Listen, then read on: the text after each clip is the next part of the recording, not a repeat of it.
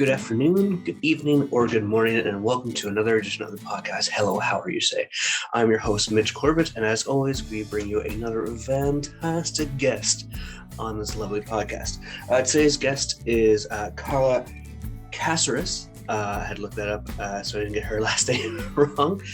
She is a independent professional wrestler here in Ontario, Canada. She is traveling around doing it, and she has a very unique story. She has been training not specifically in one location for professional wrestling, but she's gotten influences from all around Canada and America. And she's kind of created this whole identity for herself that I think is actually fantastic. And she's one of those few people that you see perform on camera and in the ring, you're like, wow, okay, she has potential to be something very special. So I wanted to get her in on the podcast early before hopefully she blows up later on down the line. So let's get to it. Let's hear from Carla Caceres, and let's hear her story.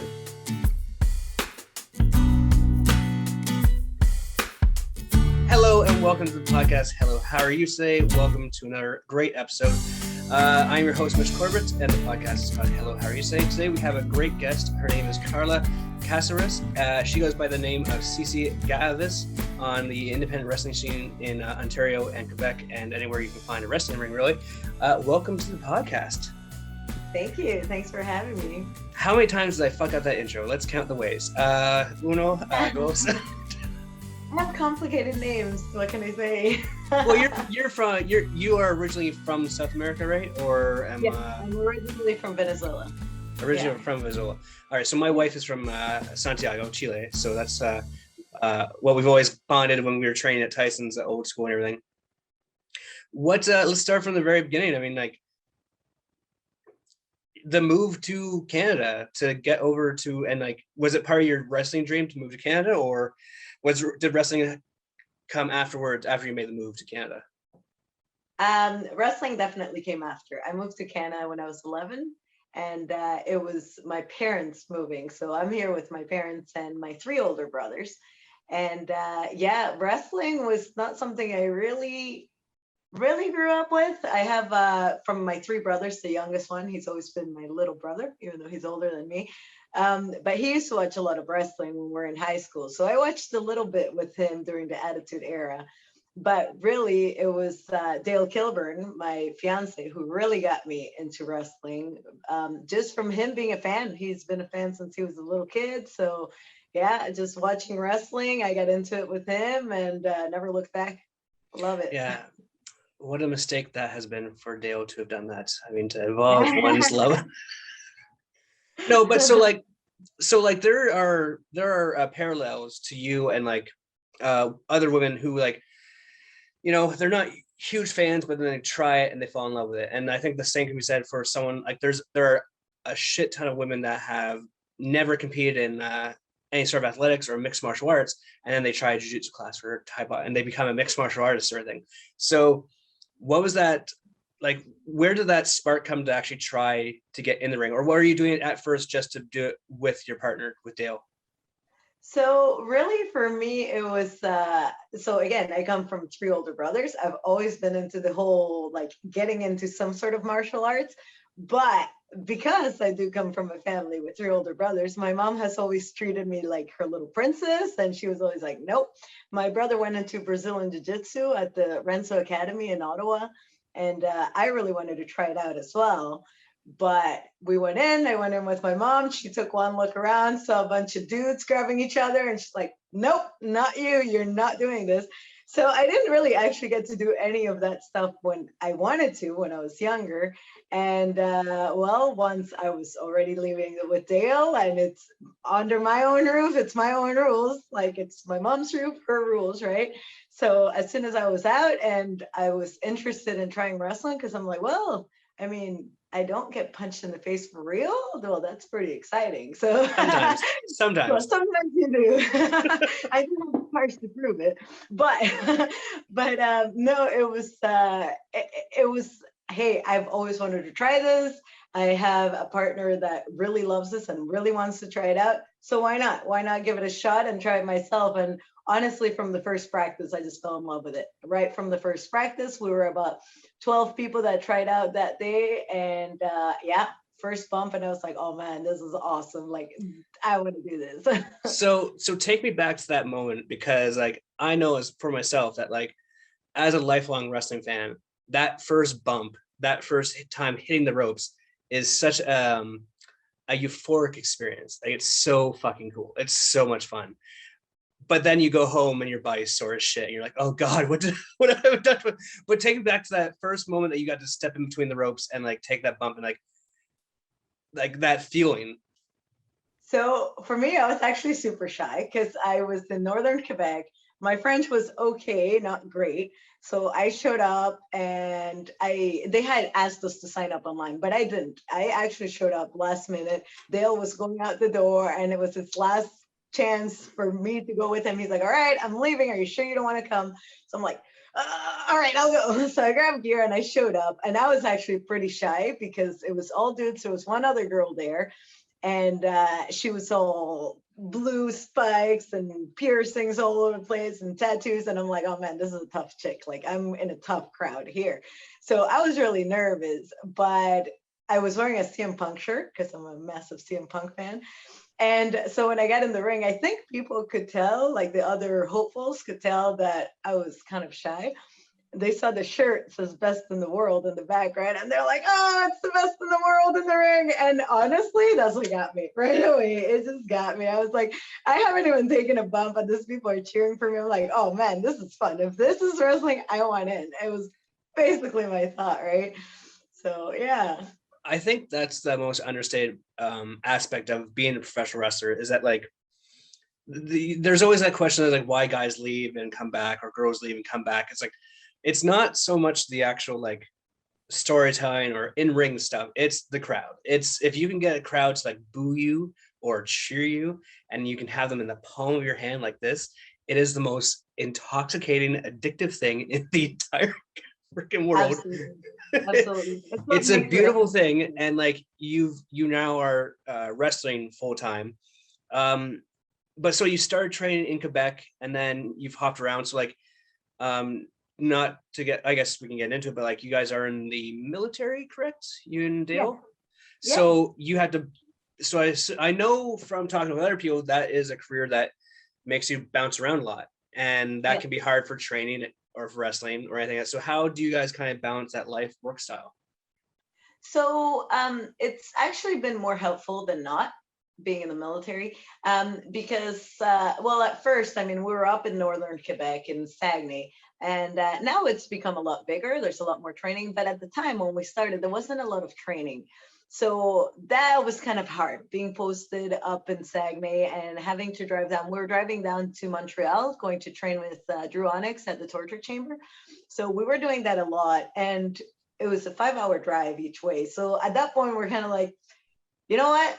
We can do 5 hours, we can do more. So that's when we started going to the US too. We started going to Monster Factory in New Jersey. Oh wow, And really? I didn't know that. yeah, and that was an amazing time. And from there, really, any time that the military has sent us somewhere, like we ended up going to Florida with the military for an exercise. And since we knew we were there for over a month, we're like, okay, Google it up, find a location, go train. We ended up going to CCW in Fort Lauderdale with Pablo Marquez. We got to train with him for a while. Then we've also been to New Orleans as well. We got to train down there with Elevate Pro for a long time too, for like a month.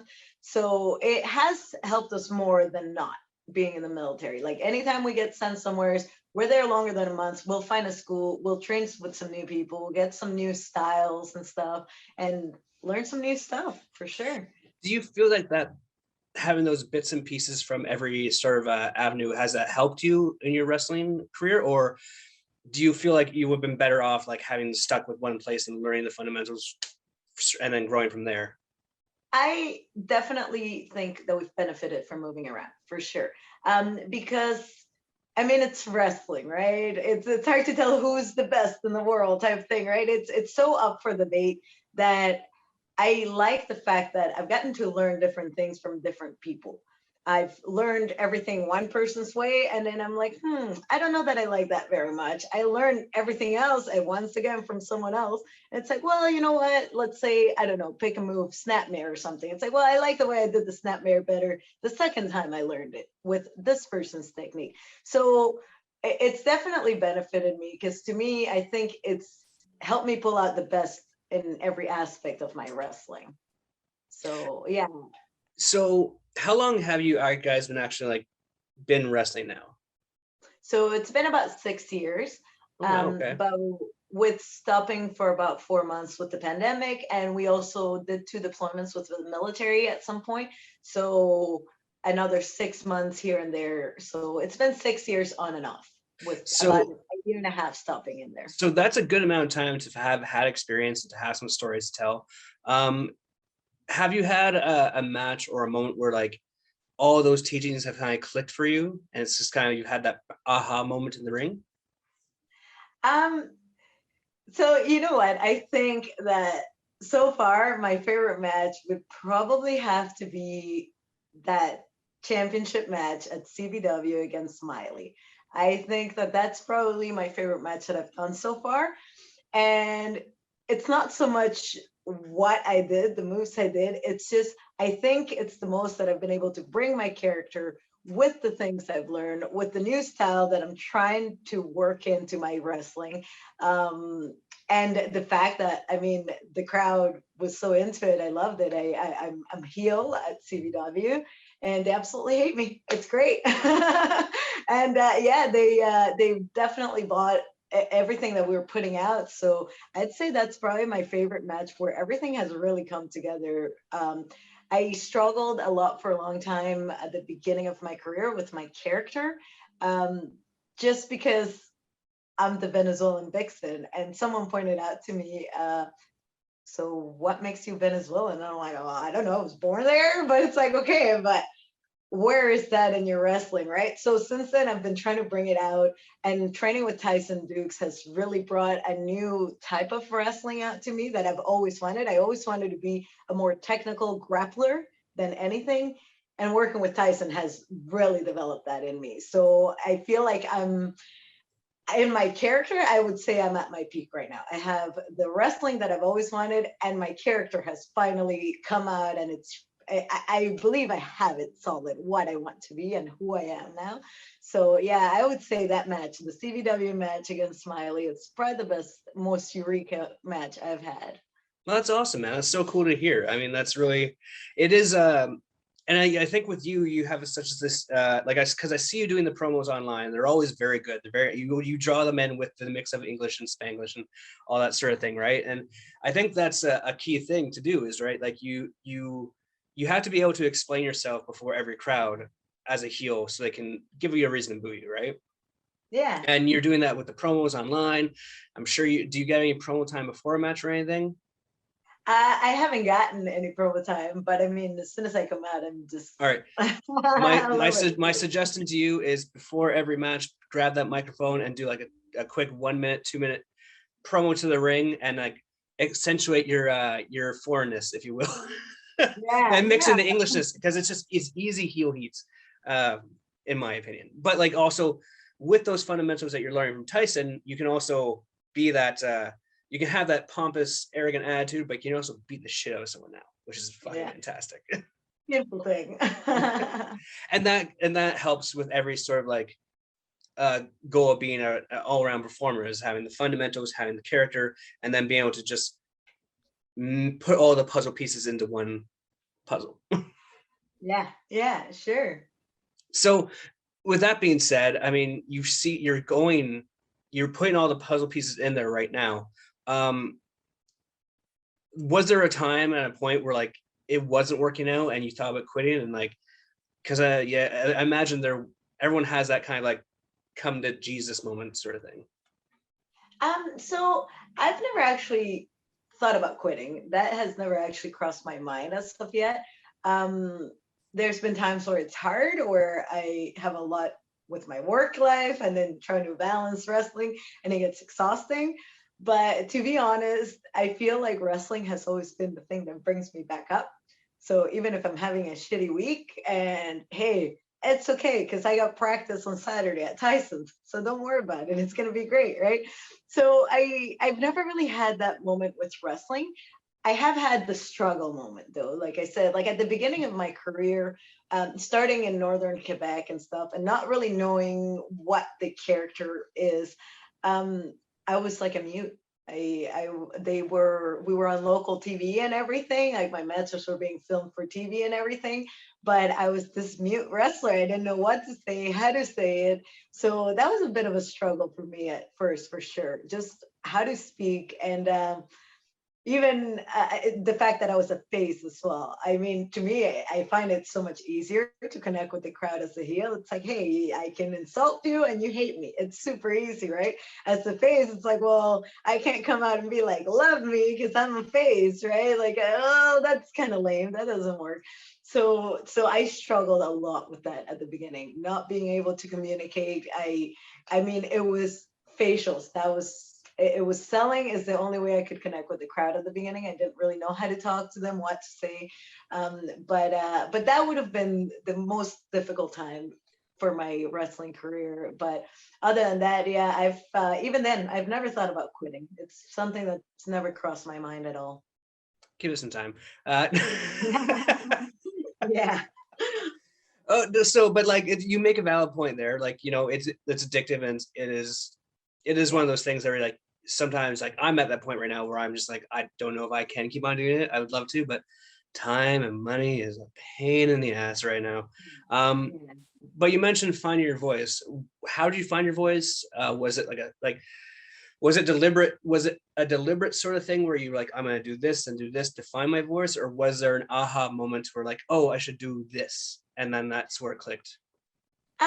I would say it was a bit more of a aha moment slash slowly developing, but I think that it was at GPW, Got No Pro Wrestling, that it really started to come out, and it was a feud I had against Melanie Havoc, and we it was like the beginning of the women's division. Oh, it's a new career, it's a new sorry, promotion anyway. So it was building up, it's building its women's roster, and she was the champion at the time.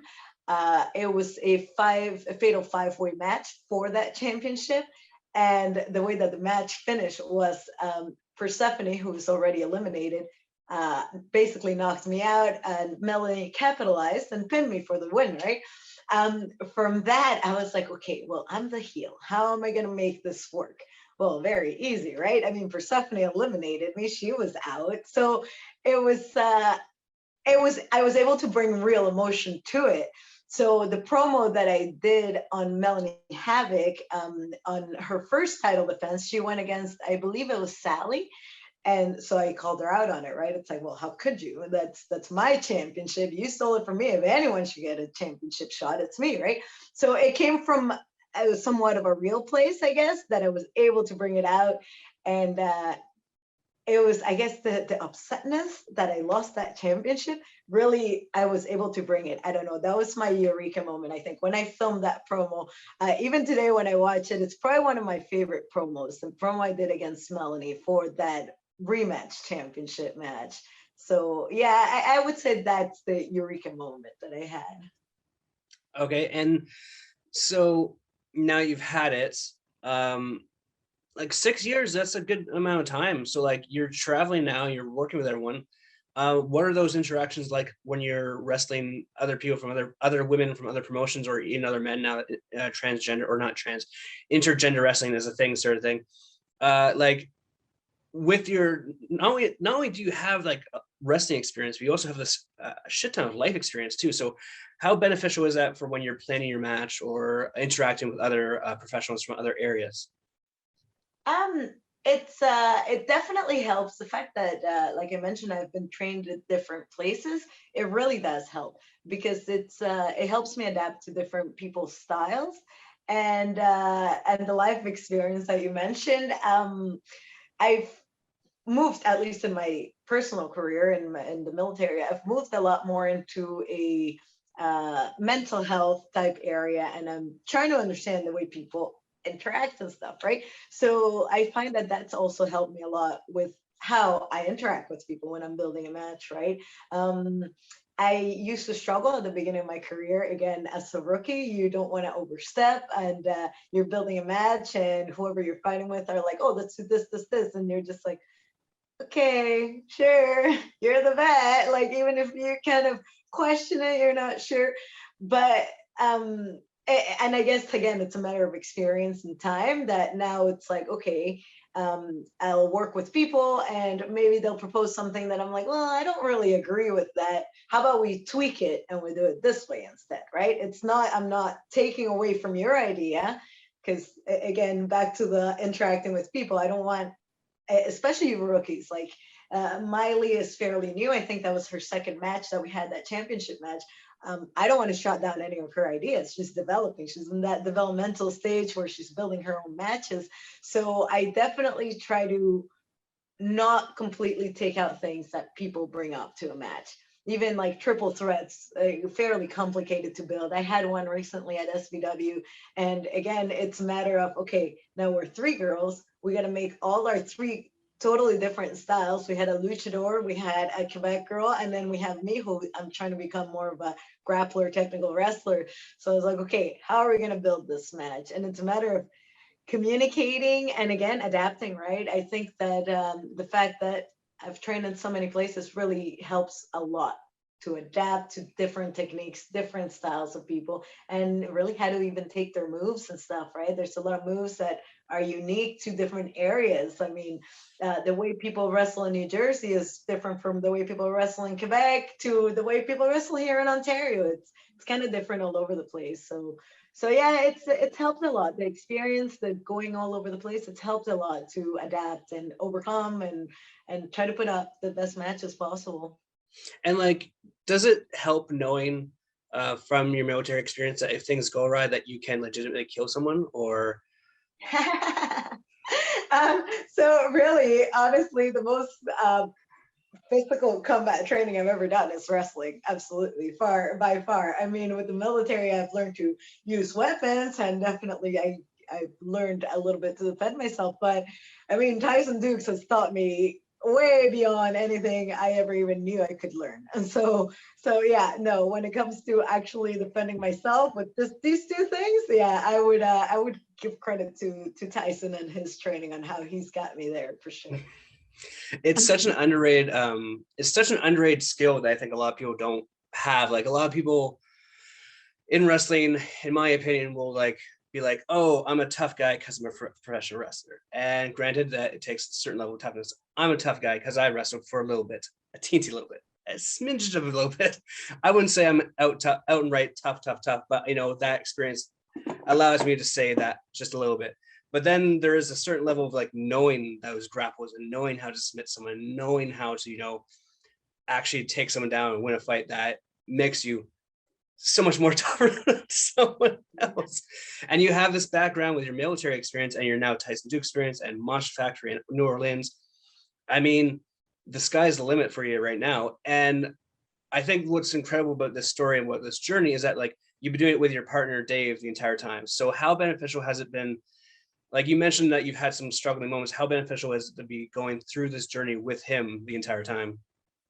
It's definitely made both our lives so much easier. I mean, even like you mentioned, Monster Factory, like I said, those were long drives. We're driving all the way from Saguenay to Monster Factory.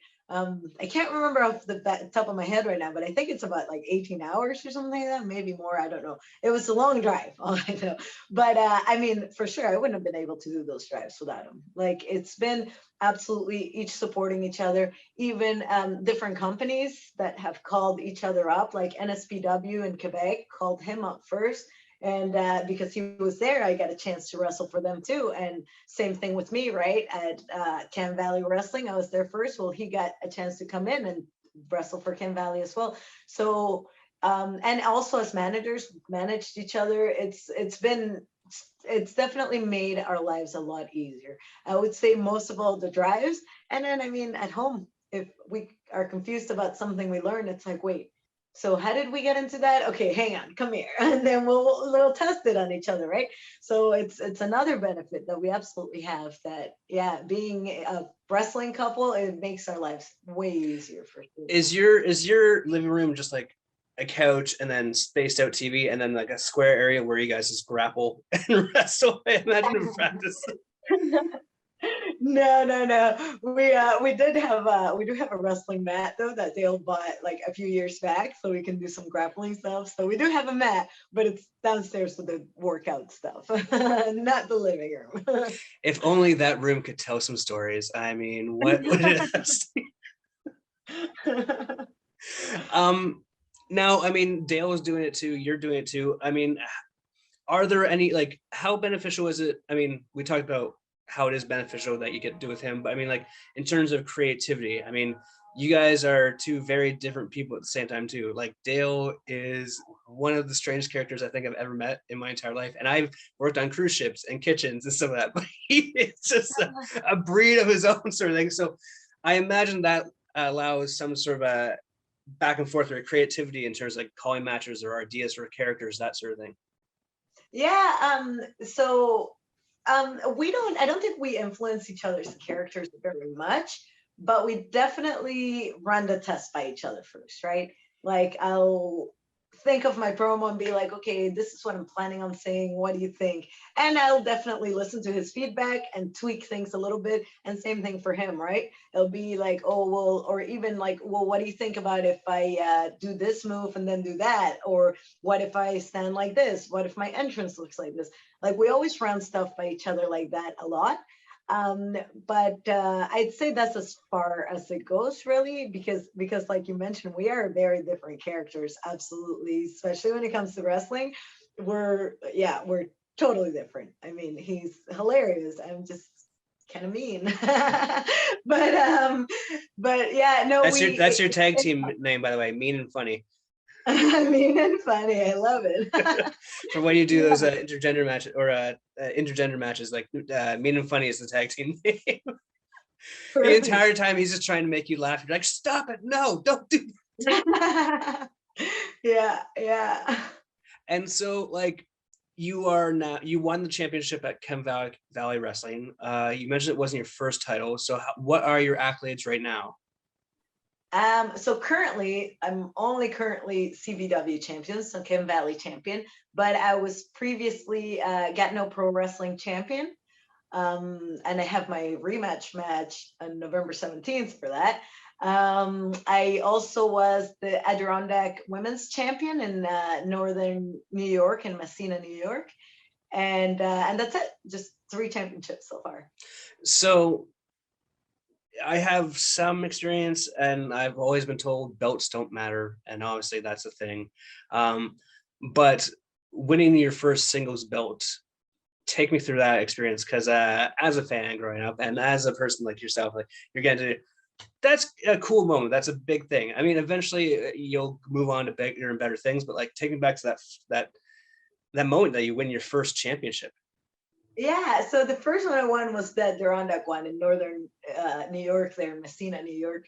And I was super shocked for sure. I was like, really, the Canadian girl's gonna win this championship over the American that's there ready to wrestle, right?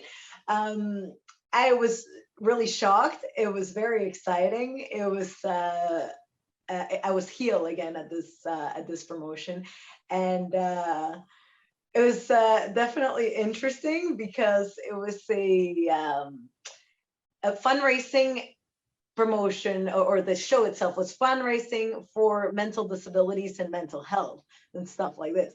So now, me as the heel, it was one of the most shocking things I've done on the microphone, I would say, because they got one of the announcer, one of his children has, I think it was autism. I forget what it was, but he, like a high functioning autism child.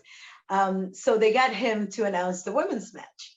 And when he announced the women's match, he announced me coming in and everything. And I'm like, well, I'm the heel and he mispronounced my name. So this is when I took the microphone and proceeded to tell all of the Messina hillbillies about how terrible they are and how this pity party that they elected this child to say my name. So I was really abusing this mental disability people, and yeah, it was really interesting at the time when I was doing it, just because everyone's hating me so much, and I'm like, well, you guys suck and all this, right?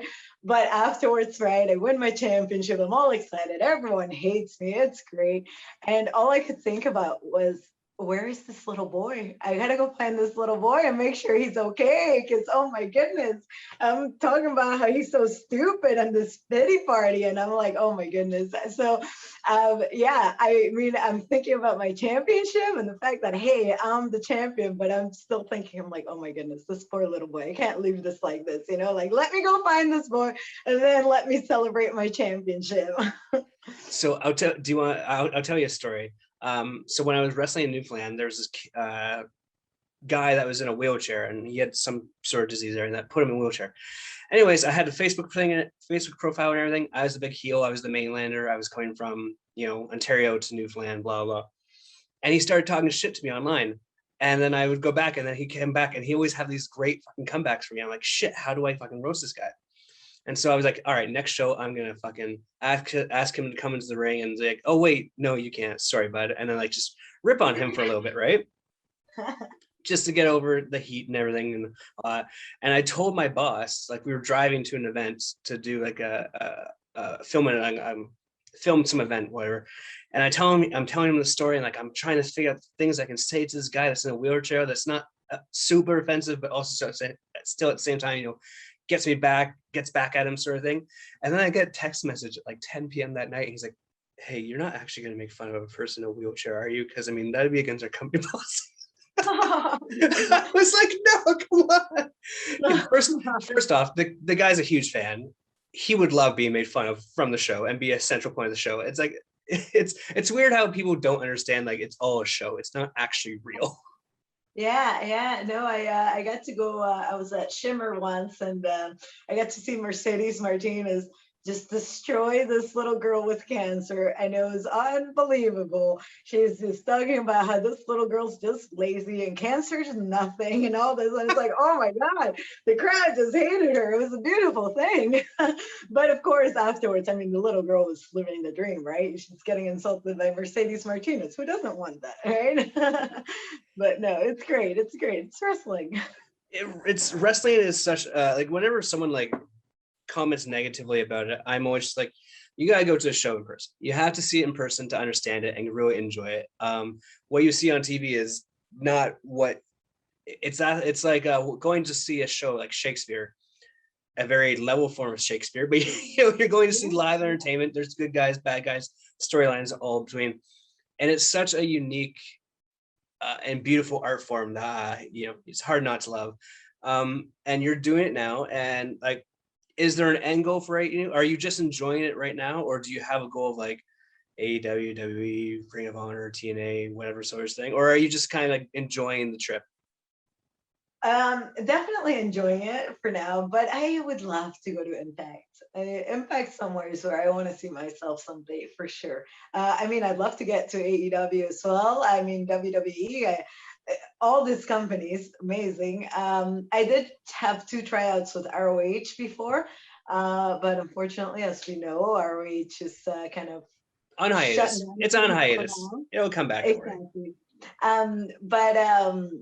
But yeah, Impact is something that I've had kind of in sight probably for the last 2-3 years. Yeah, it's not something I looked at very much at first, but I absolutely love their women's roster. I've loved it for a while now. I love Su Young, Rosemary, all these girls that are in there, and now I'm seeing again Mercedes Martinez is there too.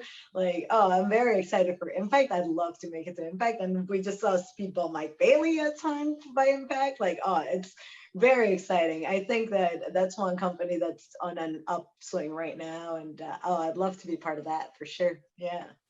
And in terms of like the job and the career and settling down, I mean, Like, are you guys in your home spot now, or will the military take you elsewhere? Oh, they'll probably move us again. Yeah, no. So again, being in the military, you get moved around. Basically, when they need to move you around, whenever the need comes up, they'll move you to wherever you're needed. Um, However, I think we've been here since 2019, so I think we still have at least a few more years here. And really, I'm hoping to stay here as long as possible. And I mean, if Impact gives me a call and says, "Hey, come wrestle for us full time," I'll be like, "Okay, bye, new job." So yeah, we'll see where it goes, right? I mean, Well, I think the benefits of what you're doing now is that you have that 6 years experience, you have that life experience, you have experience from so many different promotions and trainers. And if the goal is impact, I mean, you know a guy that knows a guy, I'm sure. yeah, yeah, Being in seriously, Canada for sure. for But you're sure. doing the hustle, like, so take me back. We're gonna go back a little bit more. Is that like we talked about your first time entering a wrestle ring? What was your first time ever actually seeing a show in person? And did that kind of like change your entire mindset towards wrestling? Yeah, so um I'm going to take it back just a little bit more. And so basically, like I said, Dale's really the person that got me into wrestling. And the way it happened was we're just at home watching TV, and he's flipping through channels trying to find something, and he stopped at wrestling. And there's this guy in the middle of the ring with a microphone talking a bunch of shit. And then eventually he looks at me, he's like, "Oh, sorry, I'll change that." I'm like, "Whoa, whoa, whoa, hang on, this guy's pretty funny. Let's see what he's got to say." Turned out it was CM Punk. So of course it was priceless. It was a beautiful promo. So since then I started watching it like on TV with him, right? We'd start watching it religiously, and then we'd start talking about it at work. Someone at work mentioned, "Hey, you guys know that 5 minutes from your house, there's a promotion that does shows on a weekly basis, right?" And we're like, "What? No way." So this is where we went for the first time. It was JCW, Don't Care Championship Wrestling. And yeah, we went to watch it, and it was crazy to me. It was a crazy thing. The crowd in northern Quebec, I would say it's like no other, no other. These people are just so into it. When they love you, my God, they love you. When they hate you, these people want nothing to do with you at all whatsoever. You have little 6-year-olds giving you the finger, like it's incredible. But so again, it was a matter of the crowd, man. And we went to the show, and of course, the show was great, but the crowd just drew me in so much that I was like, "Oh, this is amazing," right? Like, so it was JCW was the first time that we really went, and then since we loved it there so much, we started going to live events from WWE, and it was just incredible. They're just amazing to watch it live. It was a whole different experience for sure, totally different than the watching on TV. It was great, yeah. And so you've had all these great moments, both in the ring, outside the ring. Um, what is like everyone's always like, "Oh, what's your favorite match?" Like, what is your favorite wrestling moment? Oh wow. Moment, eh? Uh-huh. Wow, you stumped me. Um, I just feel like that match against Smiley is so fresh in my head, and it was such a good match that so at least in that match, I can think of one moment. It's No, actually me. I mean like as a fan, like just as a moment that like got Oh, you you're as watching it. Oh my goodness. Well, oh, we've that's a already good talked one. about your career so much. I mean, let's Yeah, talk about your exactly. fandom, shall we? So yeah, well, I mean, I would say Seth Rollins takes a few of my favorite moments. One of was for sure when we're watching WrestleMania. I think what was it? I WrestleMania think it was 32, 31 or something. 31. Yeah, something like that, right? And I totally forgot Mr. Money in the Bank, man, because it was like, great, here we go again. Roman Reigns, Brock Lesnar, Roman Reigns wins. Great. Repeat, right? And then Seth Rollins came out, and I was like, oh my God, I forgot that Seth Rollins was coming out. Like, this Yep. is incredible. And even, I don't know if you can see it, but Yep. up there that's Seth Rollins Money in the Bank. That's that match. Yeah, no, that I think that is probably my moment. Yeah, and also Seth Rollins's curb stomp. reversing the RKO. Yeah. Or sorry, taking the RKO, Yeah, reversing. I know exactly what you mean. In terms of moments for me, I think what stands out for me personally as a fan are those Los Guerreros trailers when they're lying, cheating, stealing the baby's pacifier and stuff like that. Do you ever see those ones? Yeah. Like those, man. I do comedies, so anytime there's like humor and wrestling involved, it's like two of my favorite goddamn things in the world. Yeah, for sure. I mean, R-Truth has been priceless too. R-Truth definitely takes a few moments for me. Such an they could literally give him the world title. Well, fuck, now we're just being marks right now, so we're not gonna do that. Anyways. He is amazing though. And the guy just looks younger every year. It's like, how does he do it? It's amazing. He's amazing. Love R-Truth. All right, Carla. Well, thank you so much for being a guest on the podcast. We've been talking for almost an hour. Where can people find you on social medias, and what shows do you guys having coming up that you'd like to promote? So I have Get No Pro Wrestling coming up November 17th. And I'm not sure what the date is yet, but CVW, I have my first title defense coming up in January at some point. So I'm looking forward to that. That would be very exciting. But other than that, I don't have other shows coming up that I know of yet. But where you can find me is I'm on all 3 platforms, Facebook, Twitter, and Instagram. And it's under Cici Galavis. Under all 3 of them is where you can find me. All right. Thank you so much. Best of luck with the rest of the career, and I hope to see you down the road. Sweet. Thanks so much for having me. Well, I hope you guys enjoyed that interview with Carla. You can check her out. She's doing shows all across Canada, I do believe right now. So check out her Facebook, Instagram, and Twitter to find out those dates. She goes under the ring name performer Cici Galavis, and you can find her on Facebook at Cici Galavis. Instagram at Cici_Galavis, and Twitter Cici Galavis as well. And I will put all those handles there at the bottom of the bio there. So I hope you guys enjoyed this week's episode with Carla. Stay tuned for her. Expect big things as the world tends to open up after COVID. And we'll see you guys again next week. Cheers.